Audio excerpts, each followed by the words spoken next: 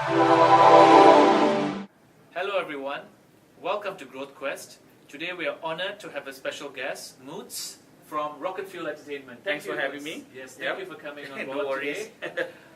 Tell us a little bit about yourself. So, Moots, for me, I've had 20 years in the entertainment industry, worked with Astro, I worked in Bank Negara as well, financial sector development, but I've been in the music, I've been an artist myself, been a publisher, a record label, and been with Astro as a radio announcer as well. I ran Hits.fm, worked with the Prime Minister's department to set up the youth outreach called I Am For You 5 years ago. Back at Astro, did publishing, did digital sales. Now I'm running ROCKETFUEL Entertainment, which is essentially we like to say we're digital first content creators. We have consolidated the talent arm of the Astro Group. We manage not just talents within the network, but off network as well. So looking at your recording artists, musicians from our signature programs, looking at content creators, because now social influencer marketing is kind of the buzzword. So we work together with new talents, we groom them. We also have some of the biggest stars, so a lot of the big talents in the country are with us, from Lisa Suryani, Aaron Aziz, Hisham Hamid, Zizan Raza. And we're also looking at developing grooming to funnel back towards broadcasters. We're also agnostic, so we're a startup. We're fully funded by the Astro Group. They are angel investors, but our client base is not restricted just to the group. So we do supply talents to Media Prima, we do supply talents to other broadcasters as well. And social influencer marketing is an area that we're developing now, because I think the content creation side is focused on a very young base. So we're looking at building your 16 plus talents onto ROCKETFUEL network. We signed up a few talents who are below the age of 20. We've got a sizable amount of I would say exposure on social media, and we're just looking at building them, bringing them on board and giving them the right amount of guidance to become future stars. So kind of an incubator for future talents as well, future brand ambassadors. That's what essentially we're doing.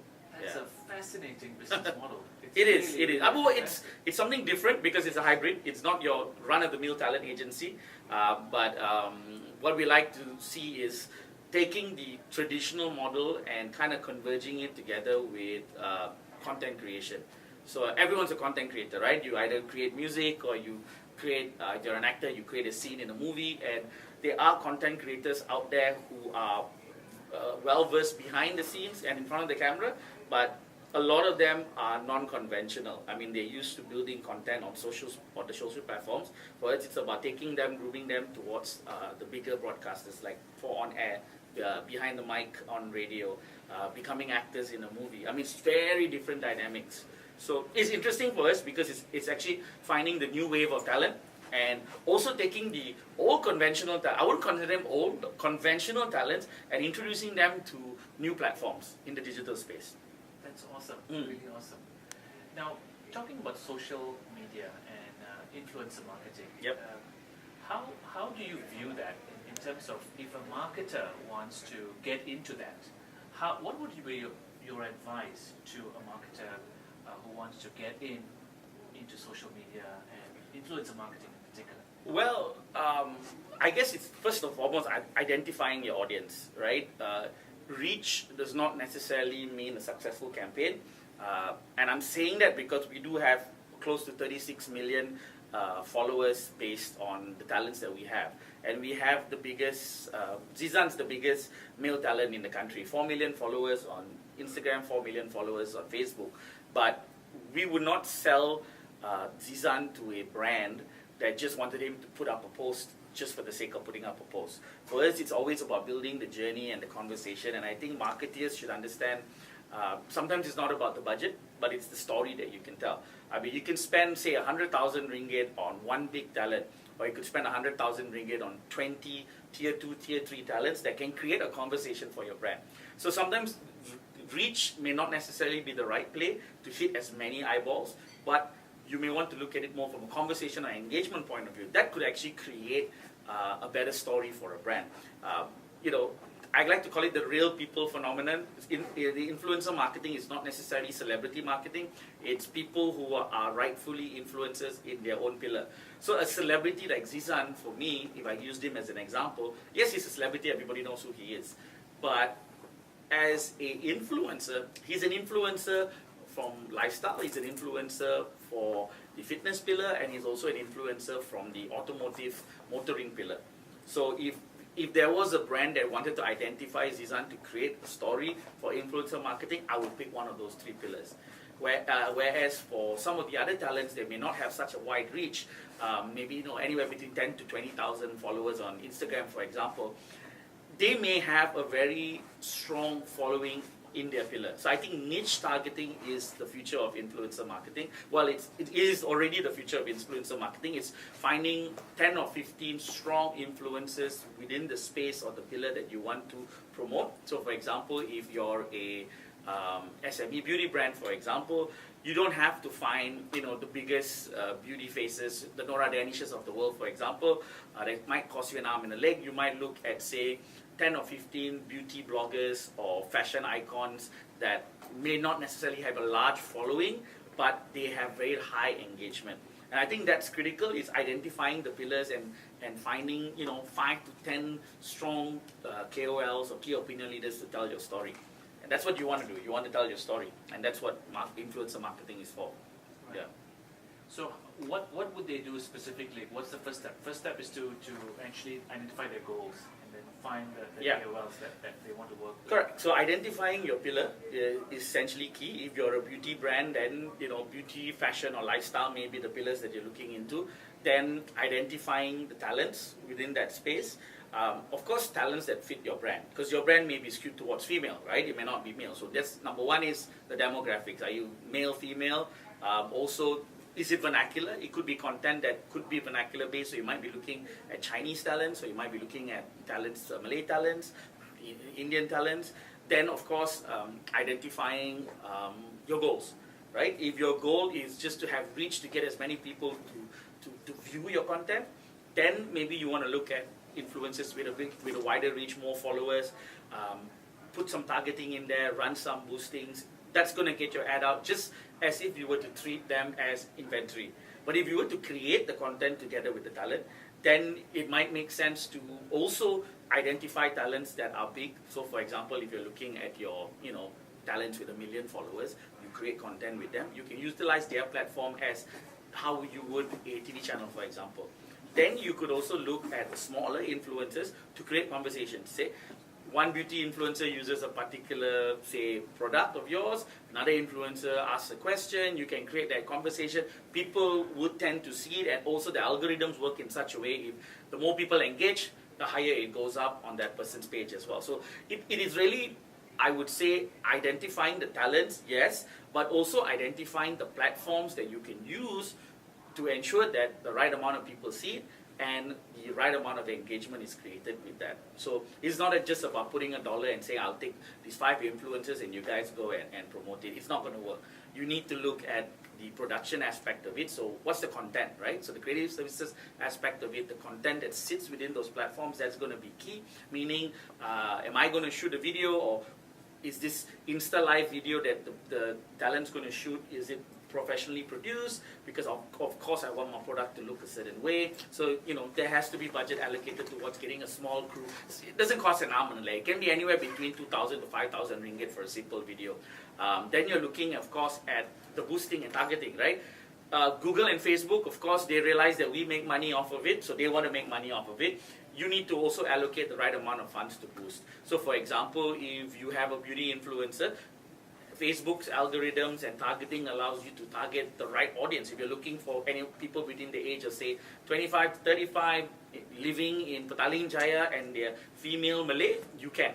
And Facebook allows you to do that. And also, it doesn't cost you an arm and a leg. 1,000 ringgit, 2,000 ringgit can really send your ad campaigns far. Then, of course, it's the influencers, identifying the right influencers, putting them together, and then creating this campaign. So you need to have these various, there's a few variables into making a successful influencer campaign. The platform is one of them, the content is second, and the talents themselves. I would say if you have these three, you will potentially be able to create a really successful campaign.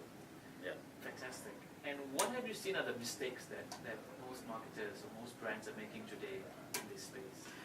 They treat it as inventory. So they treat it as similar to how you would treat an ad space in a magazine or newspaper or a TVC.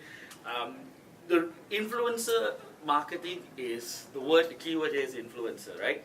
They're not a platform, right? If you want to run an ad, run it on Facebook. You can do the same thing by posting it on your page and running targeted ads to get the right people. The reason why you get these influencers is because they influence the people that follow them within that pillar.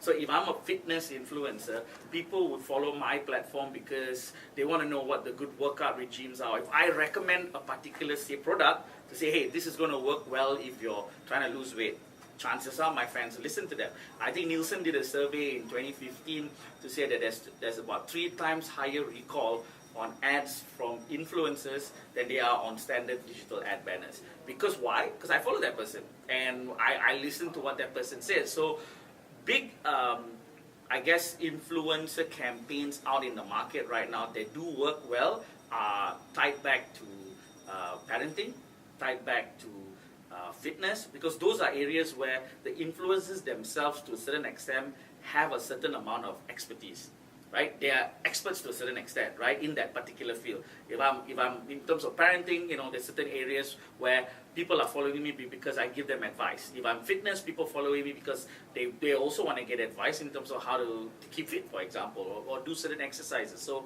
I think those are some of the biggest pillars that you have. Beauty is another one in terms of, and fashion, of course. You can't really run away from many of these pillars of social media.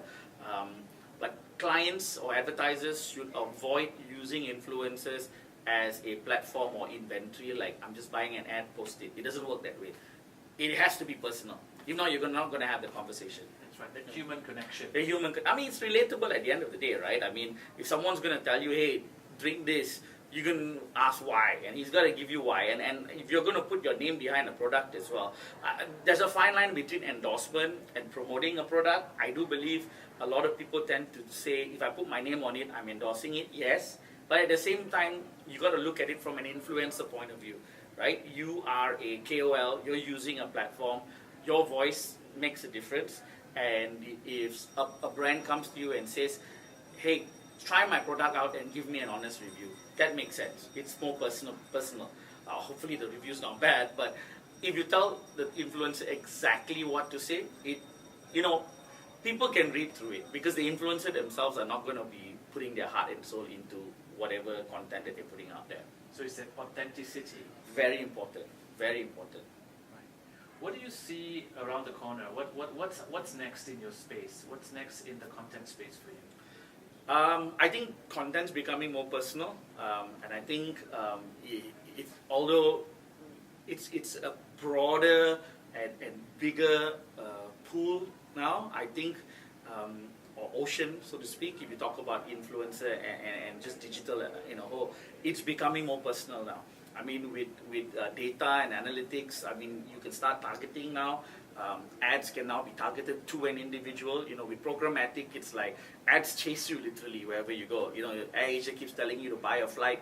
When you just clicked on AirAsia and checked out Vietnam will be following you for about 5 days. That's how it works, right? So now it's very targeted data, tracking, targeting. It's very, very, it's key at this point in time. And I do believe that also works with content. Content is becoming more personal now. And shareability of content is, I think, what's critical. Back in the day, it was maybe 2 years ago, it was reach, who had the largest amount of followers. Last year, it was focused on engagement. So I want comments, I want likes, I want likes, I want likes. That's not engagement. I do believe conversation is key, and I do believe targeting is key. So your celebrity type influencers with large followers are to a certain extent fading away from advertisers. But what would be critical for brands would be you can still use celebrities, but you need to know how you're going to use these celebrities. Like, you need to identify what these celebrities do, right? Just because they're famous, you want them to talk about your product, it's not going to work. You might be giving them a product that they might not even use. So it's important to identify the right type of talent that can promote your product.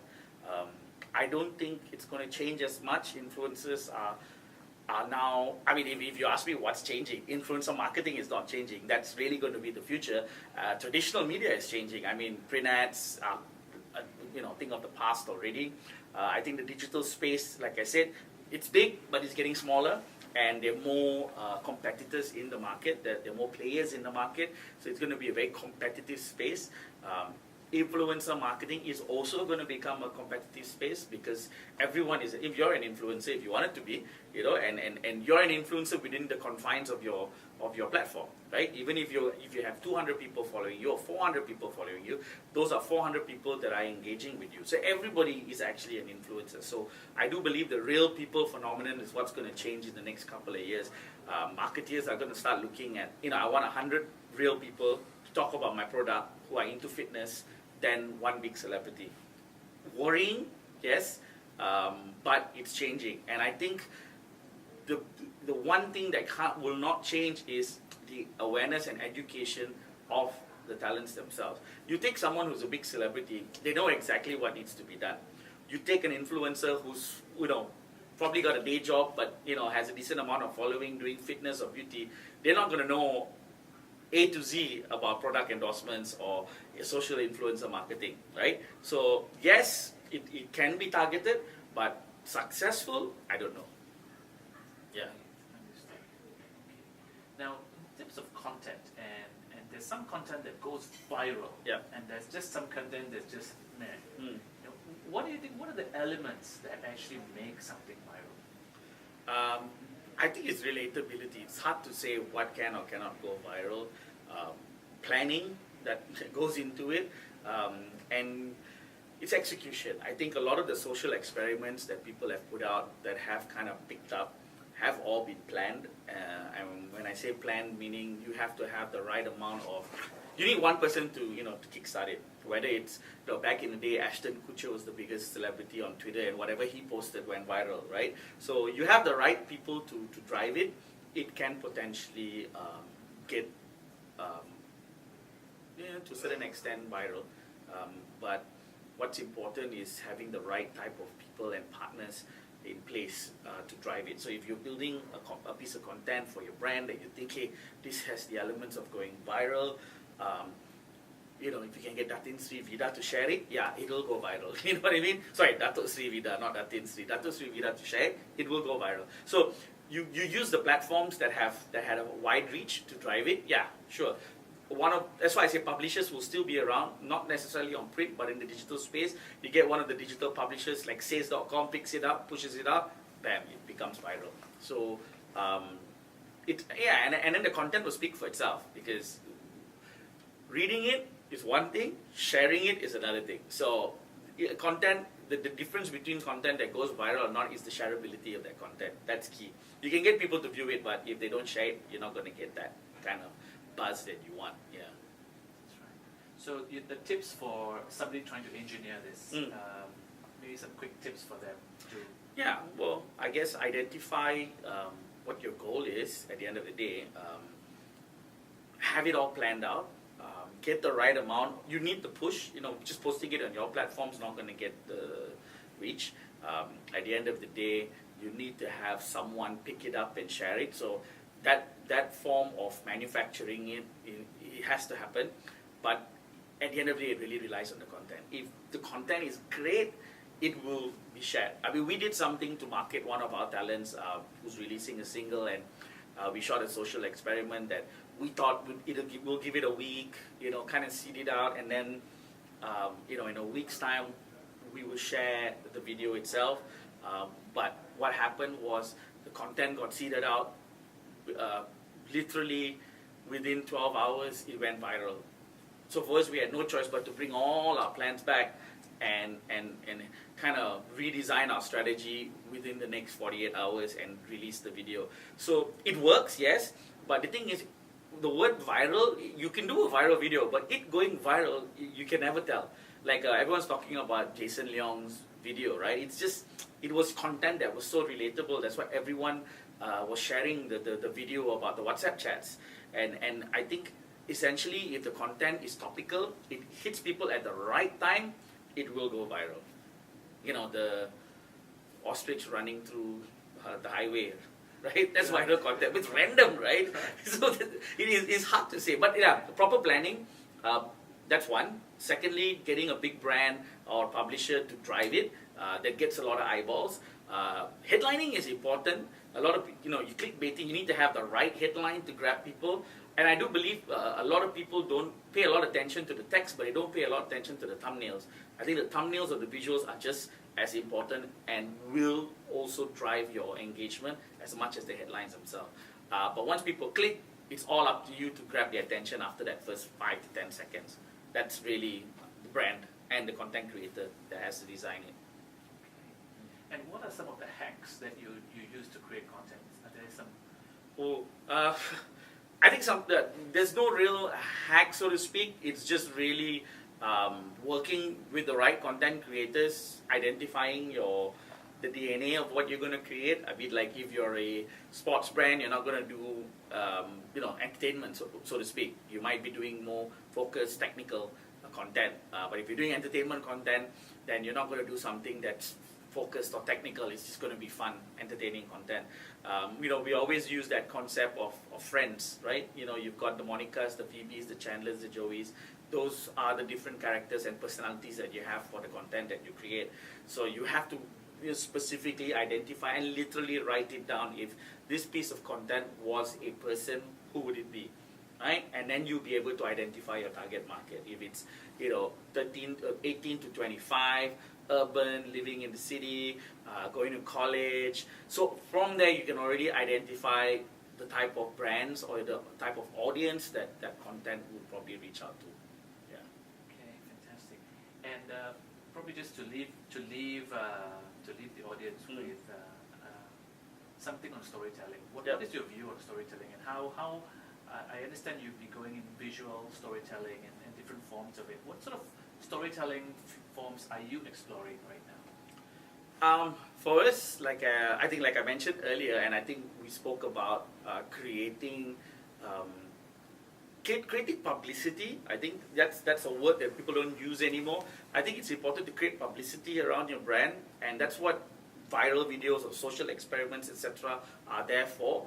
I think the pre-planning for every story, you need to kind of create the buzz around that story, put that story out, and then there's always that post of what that story was about. I think the pre-planning is very important. Like, how are you going to start creating the groundswell about that content? And then, of course, the content needs to come out, and that story needs to be strong enough that it just kind of rides the wave. So from a storytelling perspective, it's very important, but you need to have that journey. If you don't have that start, end, and that midpoint, it's never gonna work. Yeah, you can't just put it out and expect it to work. It has to have a plan. And I think that's what's important about storytelling, right? If you read the middle of the book, you're not going to know what you're reading. You need to know what's happening at the start and at the end. Chances are you probably read the start and the end, you'll have a better understanding without even reading the middle. So I always say the start point and end point is very important for any campaign that you have. Yeah, creating the awareness and the sustainability of it after that. Yeah. Fantastic. Thank you so much, Moots. Thank you for having me here.